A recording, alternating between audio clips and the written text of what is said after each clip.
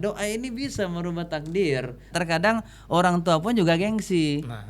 Mereka pengen anaknya itu lulusan dari kampus-kampus ternama, tetapi mereka tidak memperhatikan kualitas keilmuan. Kalian tidak akan pernah mendapatkan ilmu dengan baik kecuali dengan 6 bekal. Janganlah kalian mengikuti sesuatu tanpa ilmu. Kita ngelihat orang berzikir dengan zikir ini.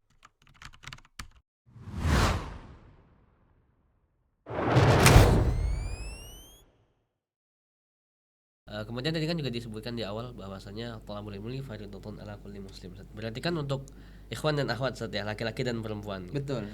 Nah, di dalam Islam apakah ada batasan-batasan atau qadar syar'i tentang perempuan menuntut ilmunya seperti ini nih caranya, yang laki-laki seperti ini gitu. Apakah di dalam Islam memandang gender di dalam menuntut ilmu, atau adakah contoh-contoh sejarah yang menunjukkan upaya Islam untuk meningkatkan akses pendidikan bagi perempuan, Ustaz? Iya. Tafadhal Ustaz. Barakallahu fiik. Taib. Pertama, secara proses pembelajaran maka semuanya sama. Artinya apapun yang akan kita ajarkan, mau laki-laki ataupun perempuan, semuanya sama, yaitu sama-sama bersumber daripada wahyunya Allah Tabaraka wa Ta'ala, yaitu Al-Quran dan Sunnah. Ya, tentunya sebaik-baik ilmu adalah ilmu yang menjadi petunjuk di dalam kehidupan kita, yang akan menjadikan kita hidup lurus di atas jalan yang diridhoi oleh Allah Tabaraka wa Ta'ala, yaitu adalah ilmu yang bersumber daripada petunjuknya Allah yang ada di dalam Al-Quran dan hadis. Ya. La raiba fi dzalikal kitabu la raiba fi hudal lil muttaqin. Dia menjadi petunjuk bagi orang-orang yang bertakwa. Secara ilmu yang diajarkan tidak ada perbedaan antara laki-laki dengan perempuan. Bahkan laki-laki pun juga harus mempelajari tentang hukum-hukum yang ada di masalah perempuan, seperti haid, nifas, istihadah. Kita lihat di antaranya Syekh Muhammad Ibn Shalih Al-Utsaimin rahimahullah taala punya buku kecil Kutaib dengan judul Dima'un Nisa. Darah-darahnya para wanita. Di situ pembahasan tentang masalah fikih, haid, nifas dan istihadah dan seterusnya, daripada darah yang sering dilewati atau yang dikeluarkan oleh para wanita. Maka para laki-laki pun juga harus mempelajari. Kita lihat Syekh Muhammad Ibn Shalih Al-Utsaimin ini laki-laki, tetapi beliau memiliki pengetahuan tentang masalah itu. Artinya mau laki-laki maupun perempuan saling mempelajari ilmu yang itu ada di dalam Al-Quran dan hadis. Jadinya tidak memilih hanya sekedar ini masalah perempuan, berarti fokus di dalam yang belajar itu perempuan aja gitu. Tidak, tetap laki-laki juga harus mempelajari hukum-hukum wanita agar dia bisa memberikan nasihat, bekal yang baik juga untuk keluarganya, baik itu kepada istrinya, kepada anak perempuannya, kepada ibunya, ataupun juga kepada tante dan yang lainnya.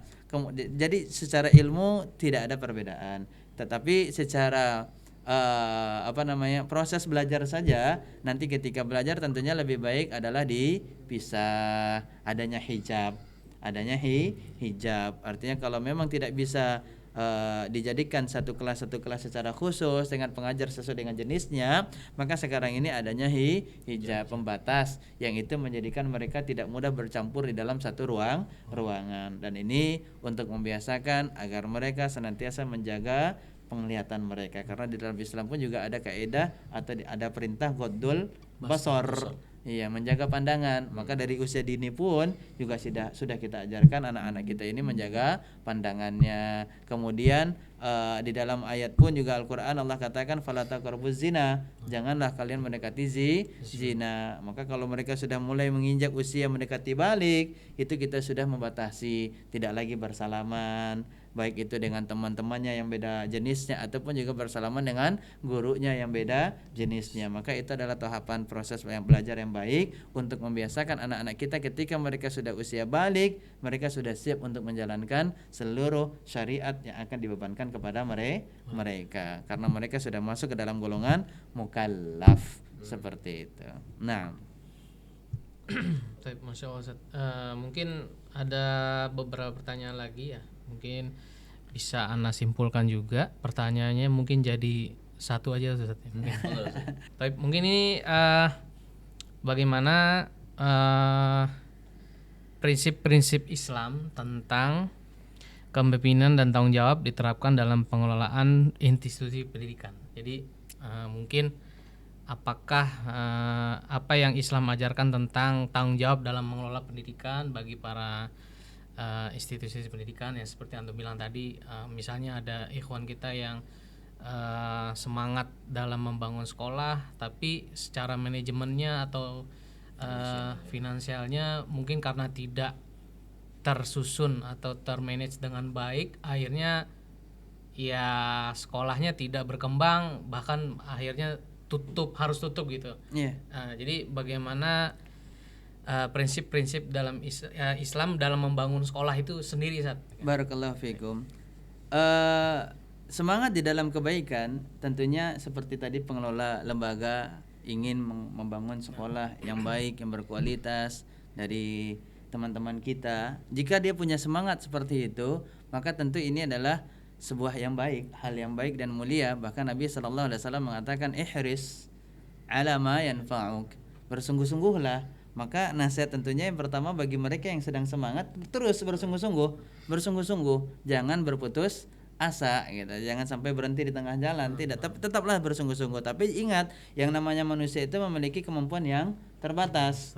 La haula wala quwata illa billah. Yang tidak ada batasan daripada kemampuan dan kekuatan hanyalah Allah Subhanahu wa taala. Makanya minta doa kepada Allah, wasta'in billah, ya minta pertolongan kepada Allah tabaraka wa taala agar dia diberikan kemudahan dari segala urusannya. Ya, tentunya di antara doanya adalah Rabbi shrah li sadri wa yassir li amri wahlul 'uqdatam min lisani yafqahu qawli, sebagaimana doa Nabi Musa alaihissalam di dalam Quran surat Thaha ketika beliau hendak menyampaikan kebenaran kepada Fir'aun. Maka beliau meminta agar Allah berikan kemudahan, kelapangan hati, kemudian juga kelancaran di dalam menyampaikan. Terkadang dia punya program tapi susah dalam menyampaikan, mensosialisasikan kepada teman-teman, sehingga mungkin teman-teman ini karena kurang memahami program tersebut akhirnya tidak terlalu juga ikut membantu karena tadi menghadapi kesulitan di dalam menyampaikan, ya mempresentasikan program-programnya yang ada di dalam lembaga tersebut. Ya, maka wahlul 'uqdatam min lisani yafqahu qawli, minta agar diberikan kelancaran untuk bisa menyampaikan apa yang ingin dia sampaikan daripada kebaikan tersebut, sehingga orang-orang bisa mudah dengan baik memahami apa yang dia sampaikan. Mintalah pertolongan kepada Allah dengan doa, wala ta'jaz. Kemudian kalaupun nanti ada rintangan, ada ujian, maka jangan lemah. Jangan lemah sehingga tahu-tahu futur. Ya, futur itu adalah kan diantara penyakit di mana dahulu orang itu semangat, kemudian mulai berkurang semangatnya, berkurang down, akhirnya apa? Sudah lagi tidak memiliki semangat. Ya, itu adalah dampak buruk daripada penyakit futur. Maka tentunya jangan wala ta'jaz, jangan lemah. Ya, jangan lemah. Jadi muslim itu tidak boleh lemah. Mungkin ada hujatan, nggak mungkin nih sekolahnya berkembang gitu. Fasilitasnya gini-gini aja. Banyak hujatan mungkin gitu ya kan. Tempatnya sempit nih, nggak mungkin ada yang ini yang ngelirik gitu contohnya gitu ya kan. Karena kan masing-masing orang banyak pertimbangan, penilaian, sehingga kadang-kadang dia menyampaikan kalimat tersebut kepada kita dari penilaian yang ada di dirinya itu, akhirnya kadang-kadang membuat kita lemah dari segi berjuang tadi di dalam kebaikan, akhirnya berkurang semangat kita. Nah, karena banyaknya hujatan mungkin atau penilaian-penilaian yang tidak baik, negatif kepada kita, maka jangan lemah. Ya, wasta'in billahi wala ta'jaz. Maka yang sekarang ini bersungguh-sungguhlah, teruslah minta pertolongan dan jangan lemah sekalipun nanti banyak rintangan dan ujian. Kemudian yang keempat, ketika lembaga itu sudah ada, tingkatkan terus profesionalitasnya, mutunya, kualitasnya dengan mengikuti daurah, mengikuti pelatihan, training. Jadi sekolah mengundang tenaga ahli, mungkin ada dari ustadz kita yang punya ilmu, berkompeten di dalam manajemen pendidikan, di dalam pengelolaan keuangan gitu ya kan, atau di dalam menyusun kurikulum, silabus, atau menyusun program-program yang ada di sekolah. Kita melihat ada teman kita yang punya kemampuan di sana, kita undang sebagai tamu undangan, memberikan pemateri untuk guru-guru yang ada di lembaga tersebut untuk meningkatkan mutu dan kualitas daripada guru tersebut, baik dari kinerjanya dan juga demi tercapainya visi dan misi yang ada di lembaga tersebut. Artinya kegiatan selanjutnya yang harusnya diadakan itu adalah mengundang tenaga ahli untuk meningkatkan kinerja dan juga keilmuan daripada tenaga dan staf-staf yang ada di dalamnya, baik dari guru maupun yang selain daripada guru, seperti operator, iya, bahkan juga satpam pun juga ada tenaga ahlinya atau tidak? Ada, Ustaz. Ada, Ustaz. ada satpam tuh Bahkan nggak ada modal, sekolahnya, Ustaz. bahkan Ada ada sekolahnya, sekolahnya, betul, betul. Ustaz. Ya seperti tim penerima atau bagian penerimaan tamu kan juga ada ininya juga, Iya, ada ada cara-caranya, SOP-nya, ada betul, Ustaz. SOP-nya, Sorry, Masya Allah. ya dengan senyum, 5S ya kan, Iya, sapa, iya. salam, senyum dan seterusnya Nah, itu. betul, Ustaz. Iya kan kadang-kadang kita ada yang seperti itu, tamunya datang malah dipelototin kan. Tamunya datang malah ditanya ngapain. Masya Allah. Harusnya kan disambut. Balik lagi nanti. Disambut bukan disambit. Iya disambut dengan ramah. Ini Iya, kan yang betul. kita di situ terkadang juga lalai mungkin. Nah, Padahal kurang di situ juga perhatikan. termaksud daripada nilai Islam, dan ini juga menjadi nilai jual. Ya, nilai Islam ada di sana dan juga ada nilai jual. Kadang-kadang orang itu sudah jatuh hati nih dengan kesan pertama. Awalnya dia ragu, awalnya mungkin dia tidak mau masukin anaknya ke sana, pengen coba-coba aja lah, cuman berkunjung doang, pengen tahu gitu, pengen tahu aja gitu, pengen cari tahu, tapi dia nggak mau cari tempe gitu ya. Iya, dia pengen cari tahu doang nih, pengen ngelihat suasana belajarnya, tetapi dia tidak ada keinginan sebenarnya gitu untuk memasukkan anaknya ke sekolah tersebut. Cuman karena dia juga sudah jatuh hati dengan kesan pertama, sambutan yang baik, dengan penuh ramah, makanan minuman dia masukkan, dan ini kan kita menerapkan adab-adab Islam. Man kana yu'minu billahi wal yawmil akhir falyukrim dhaifahu. Mau kita kenal enggak kita kenal, kita salamin, kita senyumin, kita sapa, maka ini termaksud daripada adab Islam. Bahkan kata Nabi sallallahu alaihi wasallam, di antara amalan yang mulia di dalam Islam adalah taqra'us salam ala man arafta wa man lam ta'rif. Kita menyebarkan salam, mengucapkan salam kepada siapa yang kita kenal dan kepada siapa yang tidak kita kenal. Bisa jadi orang yang awalnya mungkin melihat dari fasilitas, wah kayaknya kurang memuaskan, mungkin dia lihat dari apa yang ada di sekolahnya, tapi karena dia melihat kualitas, etika, itu sudah membuat hatinya sangat suka, cinta gitu ya kan. Maka tentu itu bisa menjadi nilai jual juga untuk sekolah kepada calon-calon wali murid yang akan memasukkan anak-anaknya ke sekolah. Maka ini pun juga harus memberikan contoh. Guru pun dan staf siapapun yang ada di dalam sekolah hendaknya juga menjadi contoh, bukan hanya sekedar pandai dalam menyampaikan ilmu, tapi juga pandai di dalam menerapkan ilmu, dari akhlaknya, dari ibadahnya dan seterusnya. Kesan pertama begitu menggoda, setelahnya terserah Anda. Iya, iklan. Barakallahu fiikum. Nah, tadi kan untuk saran dan juga nasihat buat institusi atau pengelola lembaga pendidikan ya. Iya. Mungkin ini Ustaz yang terakhir. Saran dan nasihat antum ini, karena kan tadi kan kita pembahasan ke UKT ya. UKT itu kan berarti kan untuk anak-anak yang kuliah nih. Iya. Nah, anak-anak yang kuliah itu kan banyak kita lihat yang mereka ini anak perantauan Ustaz. Baik. Yang otomatis mereka tidak semuanya mereka orang yang berada Ustaz. Iya. Karena ya sebagaimana yang kita ketahui tadi, UKT ini kan jadinya ribut Ustaz. Iya. Ya kan banyak pro dan kontra nih. Baik. Ya kan setiap pro dan kontra ada alasan masing-masing nih. Tapi kan kita Iya. melihat yang kontranya nih. Mereka dari kalangan menengah ke bawah gitu Iya. kan. Kemudian mereka dari jarak yang jauh, bahkan Iya. ada yang dari mungkin ujung Indonesia, timur Indonesia, Iya. atau paling baratnya Indonesia, itu yang mereka harus mungkin ke Jawa atau mungkin Iya. ke mana gitu kan. Nah, otomatis mereka untuk menutupi biaya hidup mereka selama di perantauan, selama kuliah gitu, mereka harus bekerja Ustaz. Dan juga tentunya berbeda dong orang yang kuliah sambil bekerja dan orang yang kuliah doang gitu, yang fokus dengan kuliah, itu kan berbeda Ustaz. Betul. Nah, otomatis mereka akan naik turun Ustaz. Aduh, ternyata lebih enak kerja ya gitu, dapat duit nih gitu. Ngapain misalkan saya kuliah tapi nggak dapat ini, nanti setelah lulus misalnya nggak dapat kerja gitu. Nah, otomatis kan ada godaan-godaan ya Ustaz gitu. Dan mereka otomatis akan lebih berat juga bagi mereka gitu, karena godaannya ya mungkin dari orang tua, mungkin kirimannya seret gitu kan. Kemudian juga mereka kerjanya sudah berpenghasilan gitu, sehingga kuliahnya mulai goyah Ustaz.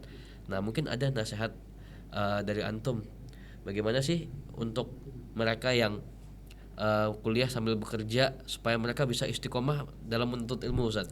Gitu, dan juga tetap bersemangat dan bertawakal kepada Allah dalam situasi yang sulit gitu. Jadi walaupun mereka ini makannya mungkin jadi dari 3 kali sehari jadi 2 kali sehari Ustaz, karena harus berhemat di perantauan gitu kan. Baik. Ya insya Allah mungkin kita sudah ngerasa itu Ustaz ya. Mungkin sulitnya Iya. kuliah sambil bekerja gitu. Nah, mungkin ada nasihat atau pandangan Islam bagaimana mereka itu bisa bertahan dalam situasi sulit dan bisa beristiqomah di dalam menuntut ilmu Ustaz. Sehingga mereka ketika kuliah itu tidak terputus ini karena godaan-godaan yang datang gitu Ustaz. Barakallahu fiik. Silakan Ustaz. Wafikum barakallah. Alhamdulillah wassalatu wassalamu ala Rasulillah wa ala alihi wa ashabihi wa mawalah ma ba'd. Berkaitan tentang masalah kesulitan tadi, maka seorang muslim harus meyakini bahwasanya setelah kesulitan akan datang yang namanya kemudahan. Fa inna ma'al usri yusra. Inna ma'al usri yusra. Allah ulang-ulang, dan tentunya ini menjadi kabar gembira yang harusnya kita cermati. Kenapa Allah ulang? Karena bisa jadi kita masih ragu, akhirnya diulang lagi sama Allah. Ini loh, kemudahan itu akan datang setelah kesulitan.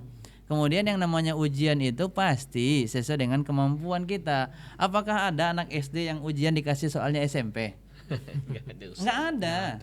Ada nggak anak SMP dia ujian yang dikasih soalnya anak-anak SMA? Nggak ada. Atau pendekar gitu di dalam persilatan ya, kita lagi ikut dunia persilatan gitu ya kan. Kemudian ketika ujian kenaikan sabuk itu, yang sabuk singkatan pertama dikasih ujian tingkatan yang kelima gitu. Enggak. Ya artinya disitulah kita mendapatkan logika bahwasanya Allah itu memberikan ujian kepada hambanya sesuai dengan kemampuan dia. La yukallifullahu nafsan illa wus'aha. Maka dari setiap ujian tentunya yang kedua, yang pertama adalah dia harus meyakini bahwasanya janji Allah setelah kesulitan pasti ada yang namanya kemudahan. Ya, yuridullah bikumul yusra, bahkan Allah menginginkan kemudahan untuk hambanya, bukan kesulitan. Tetapi ketahuilah yang namanya kesulitan ini adalah bagian ujian daripada kehidupan. Jadi yang pertama harusnya dia meyakini setelah kesulitan ini adanya kemudahan. Kemudian yang kedua, dia harus mengetahui juga bahwasanya ujian yang Allah berikan tidaklah akan melebihi daripada kemampuannya. Mesti dia mampu. Seperti tadi anak SD tidak mungkin ada ujian kelulusan anak SD dikasih soal SMP. Ya, kita pun sudah memikirkan demikian, apalagi Allah. Tidak mungkin Allah itu akan memberikan ujian yang itu di luar daripada kemampuan daripada hambanya. Wa ma rabbuka, Allah Subhanahu wa taala tidak akan pernah melakukan kezaliman, ya, bizzallamin lil abid. Tidak pernah melakukan kezaliman kepada hambanya. Inni haramtu dzulma ala nafsi. Sesungguhnya aku mengharamkan kezaliman untuk diriku. Artinya Allah tidak mungkin melakukan kezaliman untuk hambanya. Ya. Tapi kalaupun Allah pengen melakukan kezaliman bisa aja atau tidak? Bisa, karena kan kita ini budaknya Allah. Kita ini milik Allah. Inna lillah. Ya, kita ini milik Allah wa inna ilaihi raji'un. Artinya disinilah Allah menegaskan demikian. Kenapa? Karena yang kedua, Allah nggak akan pernah melakukan kezaliman untuk hambanya. Allah berikan ujian, maka seorang muslim harus dia melihat ujian ini dari segi pandangan positif. Positive thinking, jangan dilihat daripada negatifnya. Terus dia bawa kepada hal yang positif. Oh, ini ujian, berarti Allah pengen kita itu bersabar. Wabasyiris sabirin.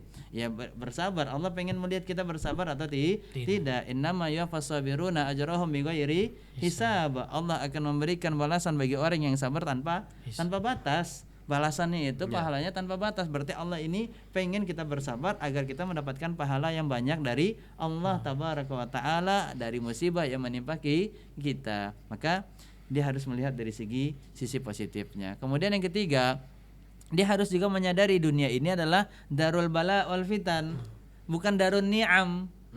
Ya, dunia ini adalah memang negerinya musibah, tempatnya musibah dan tempatnya ujian, bukan tempatnya keselamatan dan kebahagiaan. Ya, tempat keselamatan dan kebahagiaan itu hanya di dalam surga. Adapun dunia ini adalah darul bala. Nah, bisa jadi ini adalah ujian dari Allah tabaraka wa taala agar bisa menguatkan iman kita.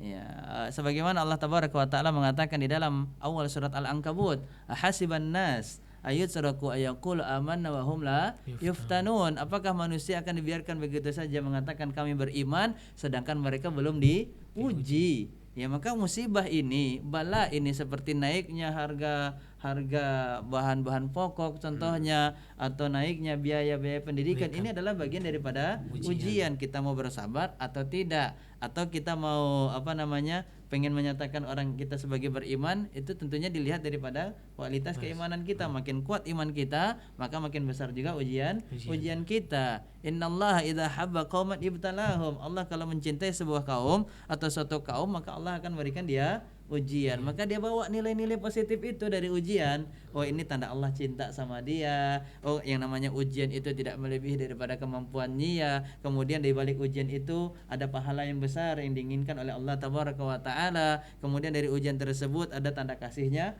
Allah tabaraka wa taala, karena Allah mencintai suatu kaum, Allah kasih dia ujian. Maka dia harus melihat dari hal yang positif. Kemudian yang selanjutnya tadi, kalau memang ternyata dia dari segi makanan tidak mampu untuk 3 kali, berarti dia bawa lagi ke dalam perkara yang positif. Apa itu? Berpuasa. Masya Allah. Berpuasa. Niatkan Ya, puasa, apalagi dia masih syabab. Masya Allah. Masih syabab masih muda. Ya, Apa kata betul, Nabi betul. sallallahu alaihi wasallam kepada para pemuda? Ya ma'syarasy syabab, man minkumul ba'ah falyatazawwaj. Siapa yang mampu wahai para pemuda untuk menikah, maka nikahlah. Tapi kalau tidak bisa, maka hendaknya apa? Berpuasa. Sahih. Berpuasa. Puasa itu dapat menundukkan pandangan dan juga dapat menahan syahwat. Ya, aghaddu lil basar wa ahsanu lil faraj. Ya, sebagaimana ini diarahkan oleh Nabi sallallahu alaihi wasallam. Kita lihat para ulama kita bagaimana mereka dulu. Bahkan mereka punya makanan, tapi makanan mereka itu enggak dimakan. Karena apa? Karena waktu mereka itu sudah habis untuk mendapatkan makanan yang paling lezat. Apa makanan yang paling lezat untuk manusia? Ilmu. Apa kata Ibnu Qayyim al-Jauziyah? Hafidhahu rahimahullah ta'ala, al-ilmu ta'amul qalbi wa syarabuhu wa dawa'uhu. Ilmu itu adalah santapan hati. Dan dia makanan hati, dan dia juga obat hati. Dan ini yang harusnya diperlukan dan yang dibutuhkan oleh seorang muslim. Tapi tentunya ilmu yang dimaksud di sini adalah ilmu agama, dan ilmu yang membantu seseorang untuk memahami ilmu agama. Artinya sekarang ini jangan terlalu kita terleha atau mencari tempat yang santai, karena sesungguhnya namanya proses belajar itu membutuhkan pengorbanan, perjuangan. Nah, kalau tiba-tiba sudah dapat fasilitas yang enak, takutnya malah nggak bersungguh-sungguh belajarnya, malah nanti takutnya dikasih kursi yang enak buat belajar, dikasih AC, bukannya belajar malah tidur. Malahnya tidur. Ditanya kenapa tidur? Lagi melihat masa depan. Di dalam mimpi. Allah Ustaz. Artinya tentunya di sini juga harus kita bawa kepada hal-hal yang positif. Kalau memang tidak bisa ngontrak di tempat yang seperti ini fasilitasnya, berarti carilah kontrakan yang sesuai dengan kemampuannya. Dan disinilah kita juga melatih diri untuk memiliki sifat apa? Ridho dan dengan takdir Allah, serta qanaah dengan pemberian Allah. Kapan lagi kita melatih diri? Dengan adanya musibah, itu adalah merupakan momen terbaik untuk melatih jiwa agar bisa memiliki jiwa yang ridho dengan takdir Allah dan qanaah dengan pemberian Allah. Mungkin sampai di sini dulu nih batasnya, karena kalau nanti dikasih lebih kita tidak bisa memiliki sifat qanaah, bahkan takutnya malah jatuh kepada cinta dunia, hubbud dunya wa karahiyatul maut. Itu namanya penyakit wahan. Dan ini yang harusnya ditakuti oleh seorang muslim, bukan takut miskin, takut susah, takut sengsara. Kita kan tahu ya, orang yang pertama kali orang yang terakhir masuk atau yang sering diberikan ujian oleh Allah di dunia, kemudian tatkala mereka baru masuk ke surga, ditanya, apakah engkau ingat kesulitan dan kesengsaraan yang kau lewati di dalam kehidupan dunia? Apa kata orang tersebut? Saya enggak ingat. Lupa dia, karena dia sudah mendapatkan yang lebih baik lagi di dalam surga. Tapi tentunya orang itu bisa masuk surga karena dia ketika dihadapi ujian atau dihadapkan ujian dan musibah, dia melewatinya dengan sabar dan ihtisab, mengharapkan pahala di balik daripada ujian yang Allah berikan kepadanya. Wallahu taala a'lam. Insyaallah. Jazakumullah khairan wa barakallahu fikum Ustaz. Masyaallah ini apa ya, obrolan yang Masya Allah ya, mudah-mudahan sangat bermanfaat untuk Faidah, para pendengar insyaallah, kita ya, berfaedah.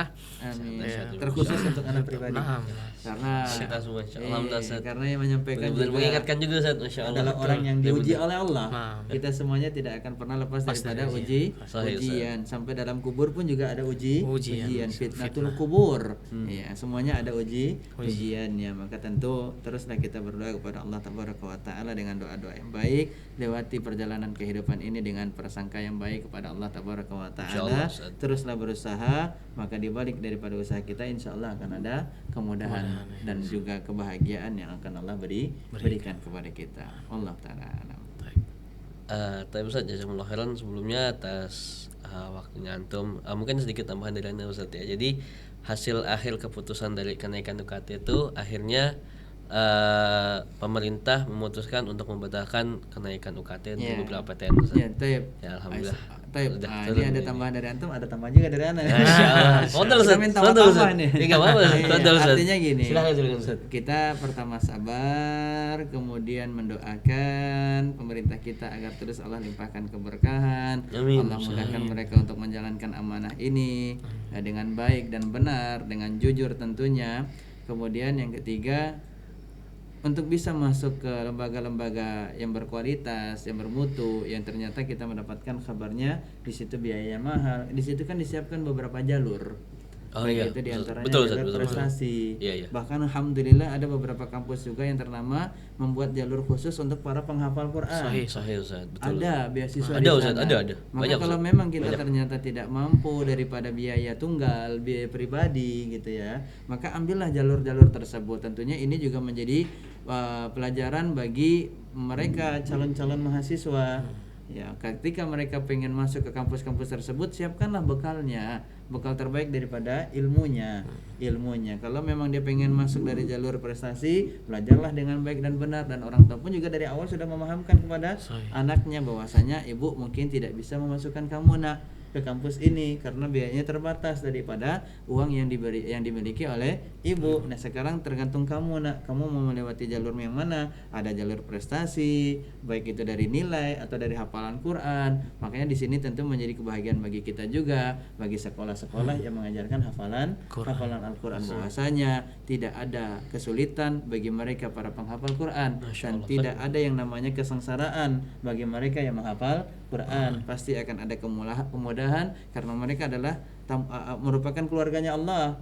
Ahlul Quran wa khosotuh, yaitu ahlul Quran ahlullah wa khosotuh. Ahlul Quran adalah merupakan keluarganya Allah dan yang dipilih oleh Allah Subhanahu wa taala. Maka beruntunglah bagi kita, anak-anak kita yang saat ini terus kita ajak mereka untuk belajar ilmu agama, terlebih menghafalkan Al-Quran, karena mereka adalah orang yang dimuliakan oleh Allah. Tentunya akan ada kemudahan dan hal-hal yang istimewa yang terus akan Allah berikan bagi mereka di dunia dan juga nanti untuk mereka di akhirat kelak. Allah taala alam. Nah, Ustaz, jazakumullah khairan Ustaz sebelumnya atas nasihat dan juga kesempatan antum untuk hadir di podcast kita kali ini Ustaz. Semoga di lain waktu kita bisa bertemu kembali Ustaz di podcast-podcast yang lainnya untuk faedah-faedah yang lain dan juga faedah-faedah yang lebih banyak tentunya insyaallah. Ya, mungkin itu yang bisa kami jabarkan ya berkaitan dengan podcast tersebut.